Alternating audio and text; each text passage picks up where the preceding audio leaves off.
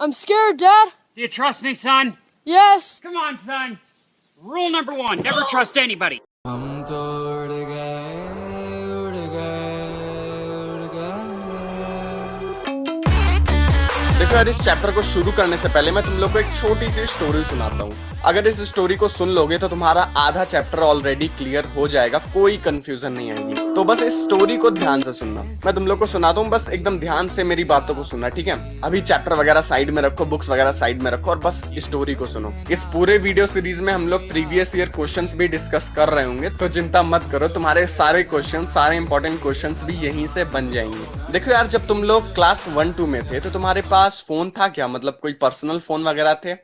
नहीं थे। मतलब जाहिर सी बातें नहीं होंगे, क्योंकि यार उस टाइम पर तुम्हारे पास नीड नहीं थी, ठीक है? लेकिन अगर तुम लोग थोड़ा सा आगे बढ़ो, ठीक है, और 6-7 क्लास में क्या हुआ तुम्हारे साथ, ये सोचो। तुम्हारे पास यार नीड आई, धीरे धीरे करके नीड आने लग गई कि तुम लोग गूगल पर वर्ड वगैरह सर्च कर सकते हो, तुम लोग वर्ड मीनिंग वगैरह जान सकते हो गूगल पर, तुम लोग को ऐसा पता चलने लग गया। थोड़ी बहुत ऐसी नीड्स आने लग गई, ठीक है? काम की नीड अभी भी कुछ नहीं है, लेकिन थोड़ी बहुत नीड आने लग गई। लेकिन तुम लोग को क्या उस टाइम पर फोन मिला था? नहीं, तुम लोग उस टाइम पर भी फोन के लिए मरे जा रहे थे, लेकिन तुम लोग को फोन नहीं मिला था। अब और आगे आओ, अभी क्लास 9th और 10th में जब तुम लोग आए हो तो ज्यादातर लोगों के पास नीड्स बहुत ज्यादा बढ़ गई हैं। मतलब अभी के टाइम पर ये कोविड की कृपा से तो तुम्हारा पूरा काम फोन ही पर चल रहा है। मतलब तुम्हें प्रोजेक्ट वगैरह जमा करने रहते हैं तो फोन से, आजकल तो एग्जाम भी तुम लोग फोन से ही दे रहे थे। नीड तुम्हारे पास अभी और ज्यादा बढ़ी है, लेकिन तुम्हारे पास अभी भी फोन आया नहीं। मतलब ज्यादातर लोगों के पास, यार कुछ लोगों के पास आ गया होगा, लेकिन तुम में से ज्यादा लोगों के पास अभी अपना पर्सनल फोन नहीं होगा जिसको तुम लोग अपना कह सकते हो। मतलब 80% को तो ये कंफ्यूजन होगी, जिससे वो अपना कह रहे हैं वो भैया तुम्हारा नहीं है, तुम्हारी मम्मी का फोन है।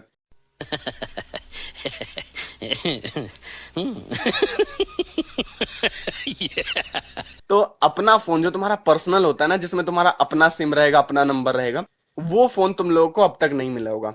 अब मैं तुम लोग को थोड़ा आगे ले जाता हूं, ठीक है? आगे जब तुम लोग कॉलेज वगैरह में जाओगे तो देखो यार, उस टाइम तक ना तुम्हारी फोन की नीड बहुत ज्यादा बढ़ गई रहेगी। मतलब तुम्हारा सुबह से लेकर शाम तक जो दिन के मोस्ट इंपॉर्टेंट काम वगैरह रहेंगे वो फोन से ही होंगे। कॉलेज तक आते आते तुम्हारी फोन की नीड बहुत ज्यादा बढ़ चुकी रहेगी। और तब क्या होगा? तब तुम लोगों को मिलेगा तुम्हारा एक पर्सनल फोन, तुम्हारी अपनी सिम के नंबर के साथ में। अब देखो यार, इस स्टोरी को समझ रहे हो तुम लोग? तुम्हारे पास शुरुआत में नीड ही नहीं थी, और शुरुआत में जैसे जैसे टाइम बीता तुम्हारे पास नीड बढ़ती जाने लग गई, बढ़ते जाने लग गई। लेकिन आगे चलकर एक टाइम ऐसा आया, मतलब आएगा तुम लोगों के लिए आगे 3-4 साल बाद, जब तुम लोगों को फोन की बहुत ज्यादा नीड रहेगी, ठीक है? और इतनी नीड रहेगी कि तुम्हें एक प्रॉपर पर्सनल फोन मिल जाएगा। अब तुम लोग सोच रहे होगे ये कौन सा कहानी सुना रहा हूं मैं।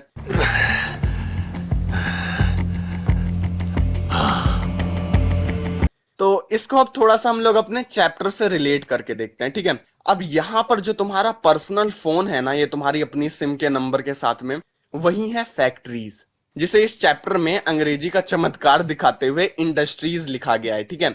सो अब इस चीज को ध्यान से समझो। अगर समझ गए ना, मतलब सारे क्वेश्चन तुम्हारे दिमाग में सेट हो जाएंगे इसी स्टोरी के थ्रू।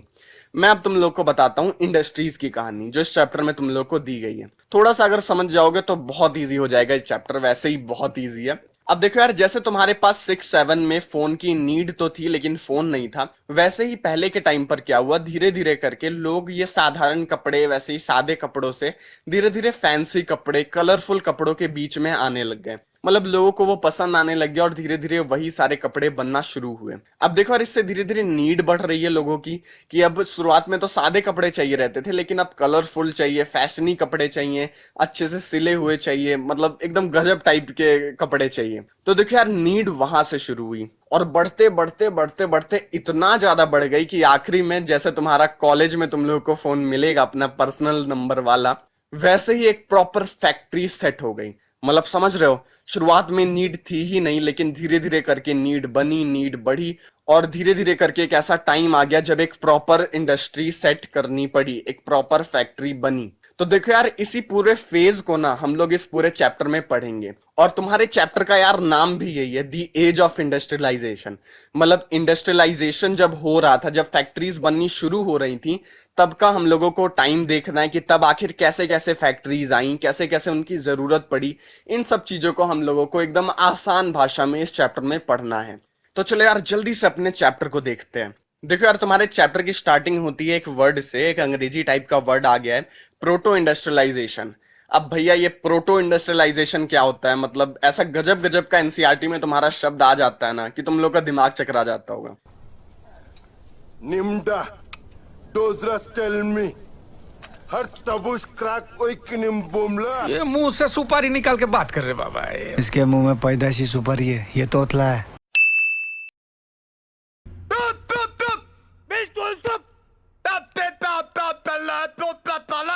हम तो उड़ गए उड़ गए उड़ गए। क्या मायला, इसका सेट तो इससे भी बड़ा तोतला है रे।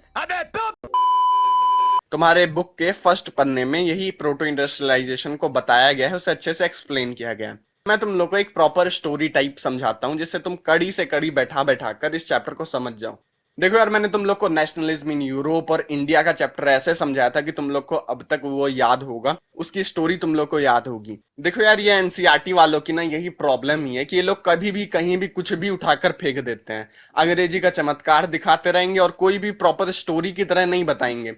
मतलब रीडिंग करो तो ऐसा लगे कि पजल सॉल्व कर रहे हो, कुछ समझ में ही नहीं आता। तो यार तुम लोग इसको स्टोरी की तरह समझो, मैं तुम लोग को प्रॉपर स्टोरी की तरह समझाने की कोशिश कर रहा हूं। अगर ध्यान से सुनोगे तो एक प्रॉपर स्टोरी तुम्हारे दिमाग में बन जाएगी जिससे तुम लोग एग्जाम में तुम लोग को कुछ याद करने की जरूरत नहीं रहेगी। इस पूरे वीडियो सीरीज में हम लोग प्रीवियस ईयर क्वेश्चंस भी डिस्कस कर रहे होंगे, तो चिंता मत करो, तुम्हारे सारे क्वेश्चन, सारे इंपॉर्टेंट क्वेश्चंस भी यहीं से बन जाएंगे। तो चलो यार अब इस प्रोटो इंडस्ट्रियलाइजेशन को समझते हैं। तो देखो यार मेरी स्टोरी के अकॉर्डिंग तुम्हें तुम्हारा फर्स्ट फोन मिलेगा कॉलेज में, ठीक है। अब एक बात बताओ, जब तुम्हें कॉलेज में तुम्हारा पहला पर्सनल फोन मिलेगा, क्या उससे पहले तुम लोग फोन ही नहीं चलाते थे? इसका आंसर होगा कि हाँ अभी भी चलाते हो तुम लोग। और कैसे चलाते हो? जब तुम्हारे पापा रहते हैं तो पापा का फोन इस्तेमाल कर लेते हो, या फिर मम्मी का फोन इस्तेमाल कर लेते हो, या फिर दीदी भैया का फोन इस्तेमाल कर लेते हो कभी कभी। मतलब कि तुम्हारे पास अभी कोई फिक्स्ड फोन नहीं है, इसी वजह से तुम लोग दूसरों का, अपने फैमिली मेंबर्स का फोन अपने नीड के अकॉर्डिंग इस्तेमाल कर लेते हो।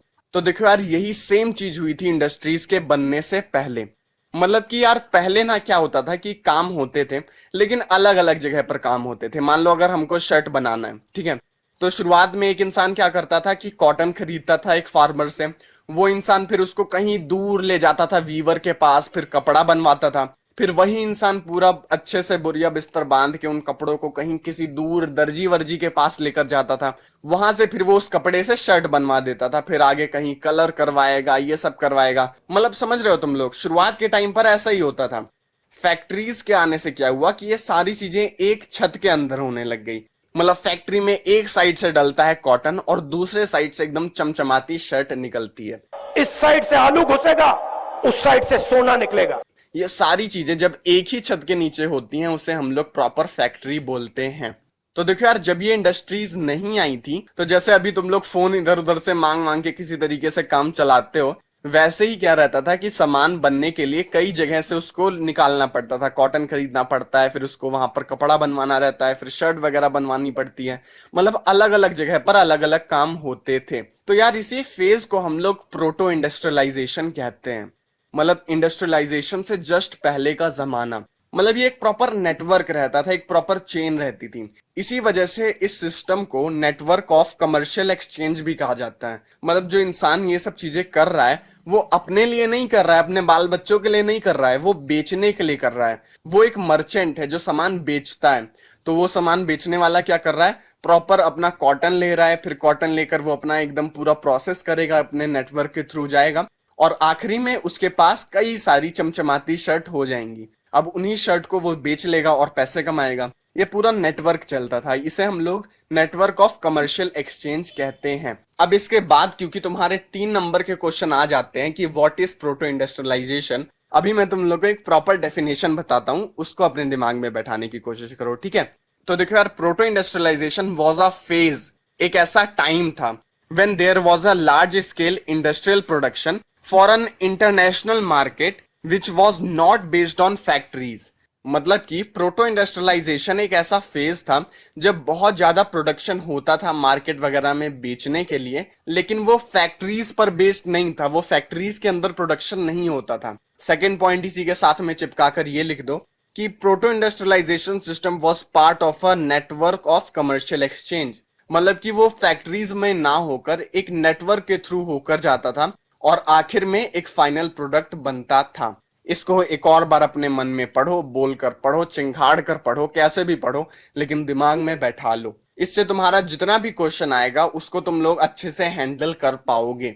तो इस वीडियो के लिए बस इतना ही। इस वीडियो में हम लोगों ने देखा इस चैप्टर का इंट्रोडक्शन, हम लोगों ने एक बेस स्टोरी समझी कि आखिर ये चैप्टर है किस बारे में, और आगे चलकर हम लोग इसके आगे वाले पोर्शन की, जब फैक्ट्रीज रियलिटी में आती हैं, इसके बाद क्या होता है, फिर इंडिया में फैक्ट्री कैसे आती हैं, इनको एकदम अच्छे से हम लोग ऐसे ही स्टोरी टाइप समझेंगे। तो बस थैंक्स फॉर वॉचिंग। नीचे डिस्क्रिप्शन बॉक्स में तुम्हें नोट्स वगैरह मिल जाएंगे, अच्छे से डाउनलोड करो। और क्या मतलब, सब्सक्राइब वगैरह तो कर ही लियोगे, और अगर नहीं किए हो तो किसका इंतजार कर रहे हो, मतलब क्लास 10th पास हो जाओगे तब करोगे क्या। और सब्सक्राइब करके मोहल्ले में लड्डू बंटवा दो कि मैं एमएसपी नॉलेज ऑफिशियल का सब्सक्राइबर हूँ। एंड ट्रस्ट में तुम लोग को फालतू के वीडियोस नहीं मिलेंगे, तुम्हें सब्सक्राइबर फीड में जितने भी वीडियोस मिलेंगे वो सारे क्वालिटी वीडियोस रहेंगे।